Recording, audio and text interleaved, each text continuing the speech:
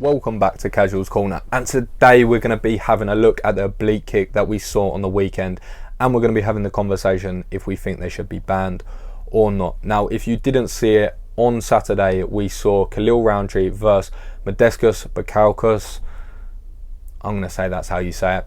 And we saw a TKO stoppage via that oblique kick. Now, before we jump into the video, please drop a like and a subscribe if you enjoy the content, and also tap the little bell icon so you can stay up to date with our videos, because we are churning them out recently, and if you're a subscriber you are all too familiar with that by now.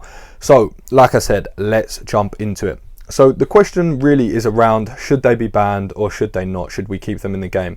Now, I can definitely see two sides to this argument, and I think both sides have very, very valid arguments as well.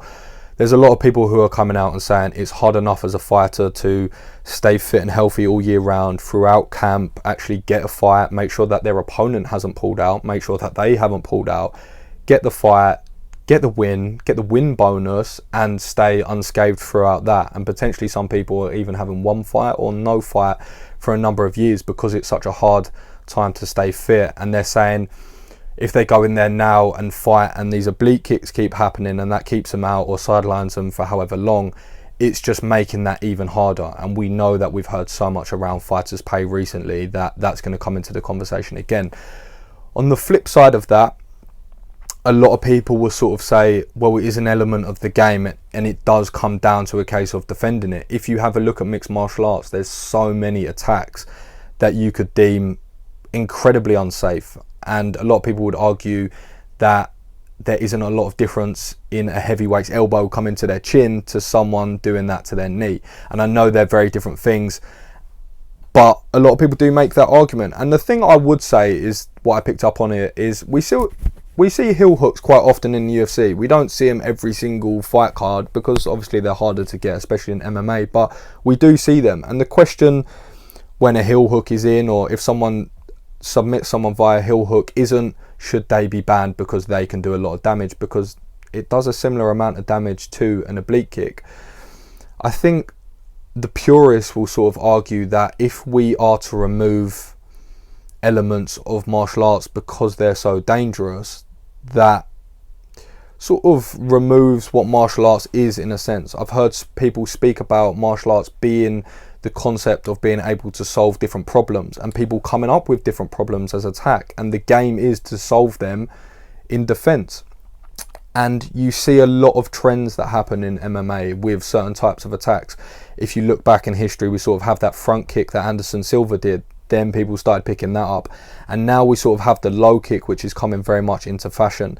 And there's a lot of conversation around, there was a lot of conversation not that long ago about should they be banned, but then a lot of people were saying, well, no, the game is to then defend it and to find a solution for that, and that is the beauty of martial arts, which is interesting because even Modestas Bukauskas came out and said to basically get off his back and give him a bit of an easier time, because it was a good attack, he executed it well, and it was down to him to defend it, which he didn't. And it was really interesting to listen to Khalil Rountree after, because he came out and said how he identified that weakness, or identified the fact that he was very heavy on that front foot, and he sort of saw that opening. He also mentioned that he didn't throw it in sparring or in training because he didn't want to injure his training partners, because there is that danger to it. But in the fight, you really are just in that cage trying to win by any means possible. And it was quite nice to see that Bukauskas had that sort of same mindset and approach to that as well. So like I said, I think if you do take them out, you take away the element of how to defend them. And you've also seen a lot of people defend them. I watched a video not that long ago about how Adesanya decided to defend them,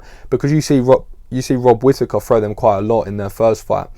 So I think it's all about adaptation. So I see both sides to the coin. I don't think we're going to see them go anywhere anytime soon, but what I do think we'll see is an increase in volume in how many are thrown, and also an increase in how to defend them, and seeing people learn and adapt techniques of how to defend the oblique kick, because it really can be devastating. I think he broke or tore his ACL, his PCL, and something else. So you can see the damage that they do and how long they can sideline people for. So it'll be interesting to see the volume go up, because I think that's probably what's going to happen from here.